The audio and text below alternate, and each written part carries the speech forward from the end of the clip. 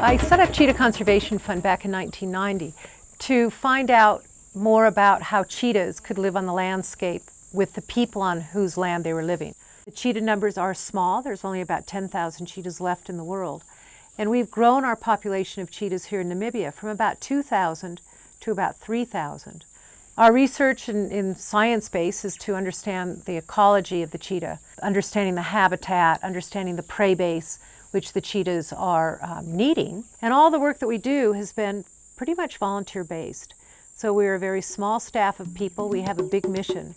And having people come in to help us means a great deal. My name is Human Shahidi, and I am a volunteer with Earthwatch.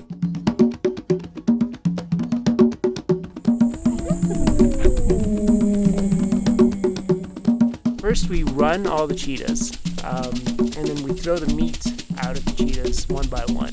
That's something you don't experience anywhere else. Definitely the biggest help is having Earthwatch come every 2 weeks, because we have to do all the cats in one day, and it's a lot of work. It's also good to feed the cats early on in the morning before it gets to the hot part of the day, because otherwise, they're digesting, it's too hot. That can lead to some health problems. Those times when we don't have volunteers, we really feel it. And when we are running around like headless chickens trying to do everything. So to get volunteers in here, great. To be able to see the cats, to touch them, to listen to them purr is absolutely wonderful. This is actually my second Earthwatch expedition. Last year I went to Kenya. You get to experience and do things that as a tourist that you'll never be able to do or to see. And of course, you get to contribute, towards something that's good. And why not? 1, 2,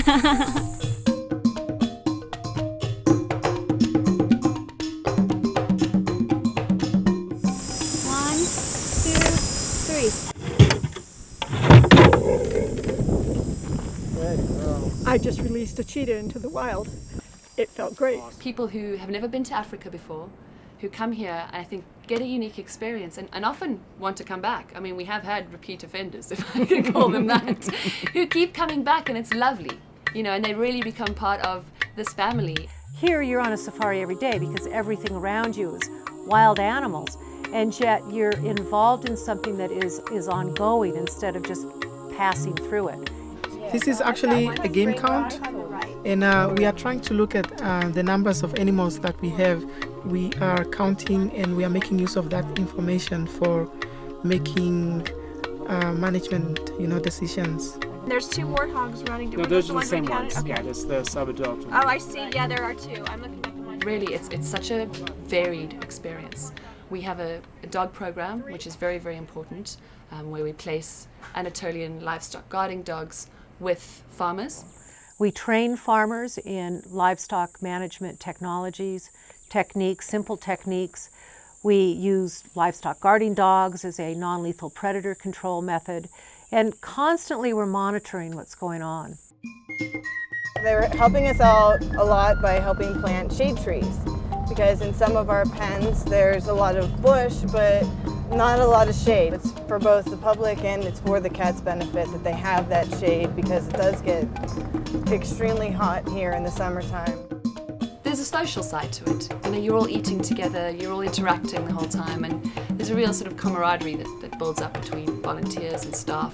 That's why I say people keep coming back. One of the things that was important for us as we were selecting one of the Earthwatch trips was to make sure that we did get some field experience, and so this trip has offered that. Human and I, when we go on vacation, we're not the typical vacationer who likes to go to the beach, lay on the beach, things like that. We always like to keep fairly active.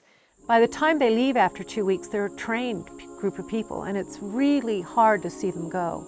They know about the organization, they know about all the different animals that are here, they understand what we're up to. So it's hard to have them go, but when they leave here, they become our ambassadors out in the world. We can't stop for a moment. I mean, really, it is just an ongoing challenge. We can't sort of take a break and go, oh, it'll be okay for a little while. It's not. Every day is working towards saving the cheetah, and that's really what we want our volunteers to get out of this. He's the best.